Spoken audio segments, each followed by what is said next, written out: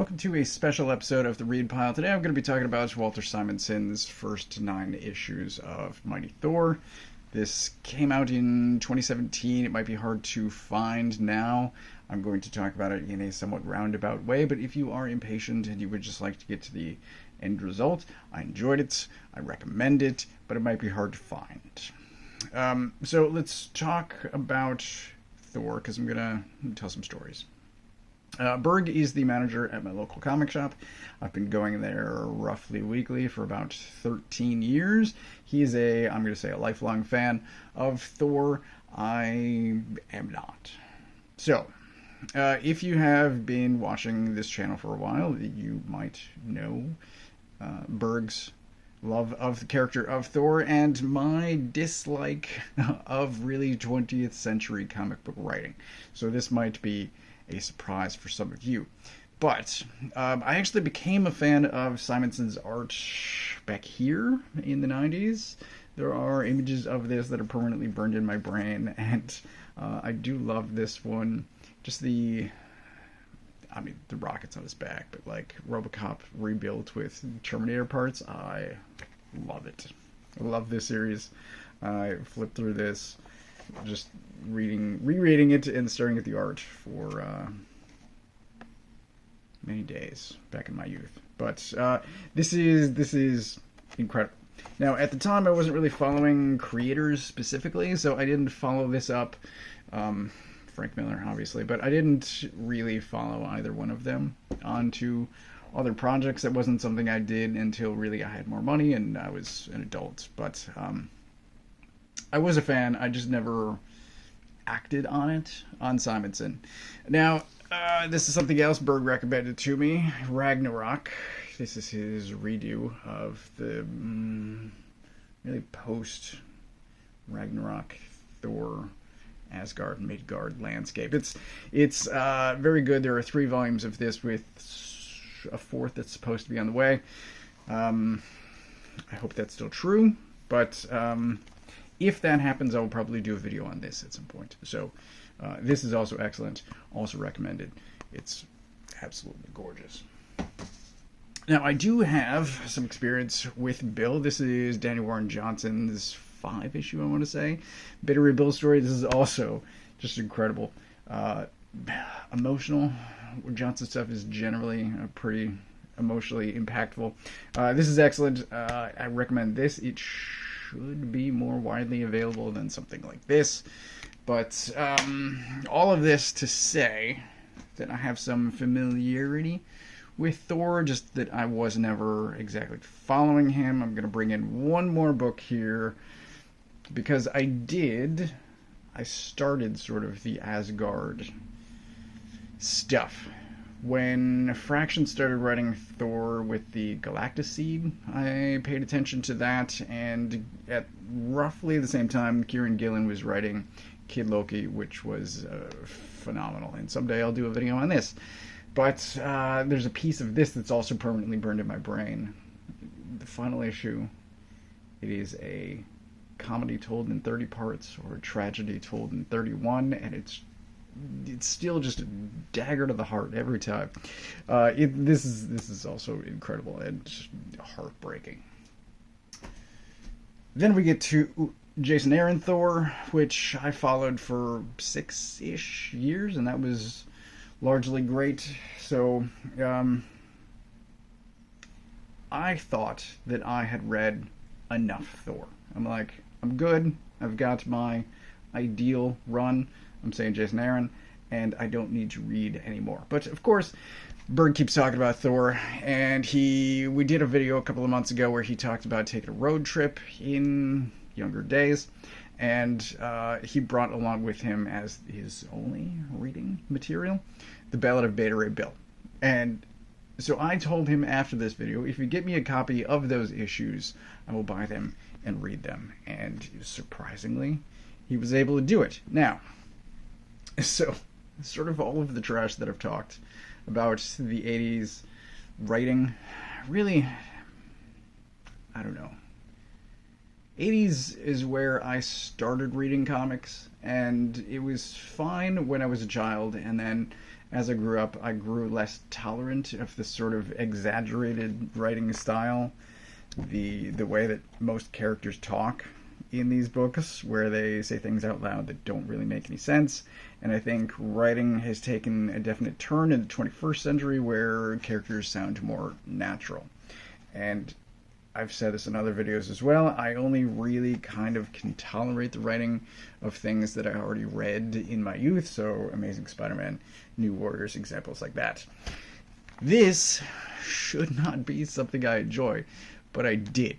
It's largely excellent. I have kind of one and a half criticisms, and it's all related to lettering, not the art or the writing. Well, asterisk on that. But let me show off some of the art, because there's some incredible art in here. I've got multiple pages bookmarked. This is one. I love this page.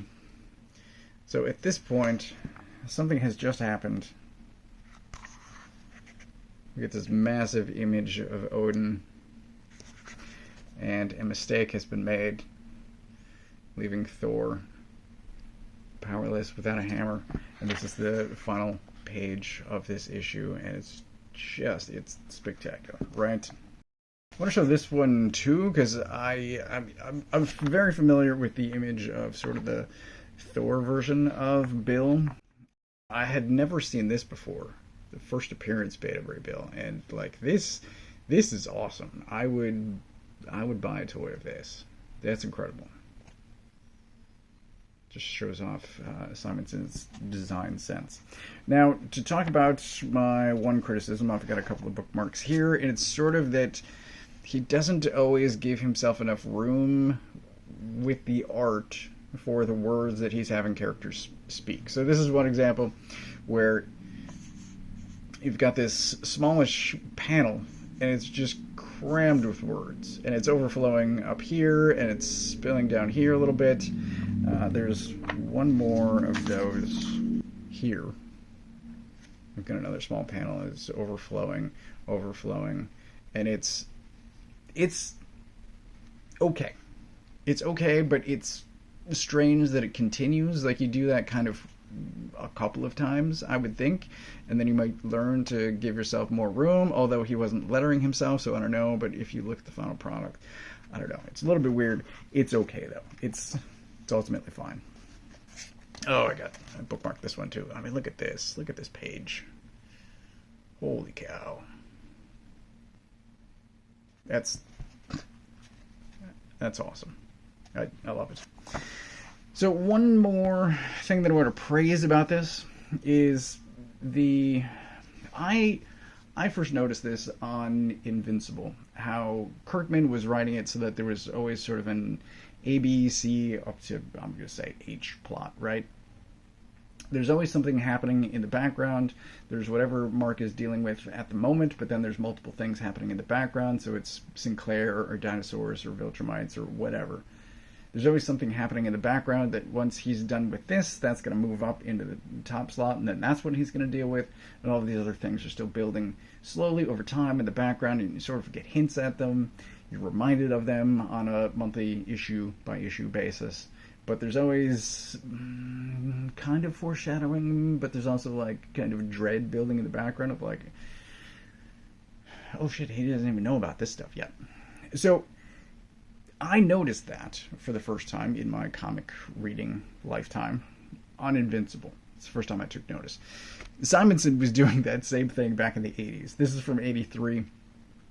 And this is something I praise on a regular basis as well, but every character has their own agenda and their own goals, and they're pursuing it, and so each character occasionally crosses over with for temporary alliances, or they clash with someone else's agenda. And I came up with, I think, 12. Let's see if I can still do it. So it's Thor, Odin, Bill, Sif, Balder, Fafnir, Lorelei, Karnilla, Last Viking. Did I say Malekith already? There's the Sword Forger. I'm forgetting people. I'm forgetting people, but that's still 11, if I didn't repeat anyone. Volstagg.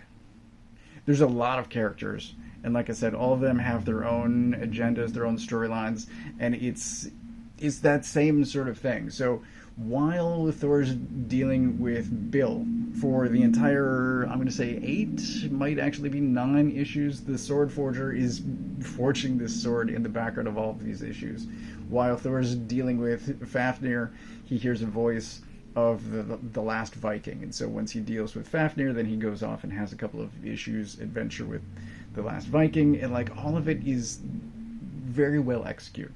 It's exceptionally well done, and I have asked Berg if he can get any more because I'm curious to see where it goes next. There are hints, like it took 9 issues to make a sword, and I'm like, well, what's going to happen with the sword? And Lorelei is still an issue for Thor, and I'm curious. But as I said, it's going to be hard to get a hold of these because they are out of print. This was, as I said, done in 2017, so like I don't know how difficult it's going to be. But I would like to continue, which is surprising for me given everything that I've said about writing from this era. But also sort of Thor in general, like I thought I was done, and now I'm freshly kind of discovering the character, and it's great. I thoroughly enjoyed it. My thanks to Berg for hammering me over the head with this for so many years, but it is excellent. I do recommend it. If you can find it, grab these issues. There's something great in all of them. Just jump into it. The start of his run sort of ignores things that came before. And it's just a fresh start. It's great. It's great. I recommend it one last time.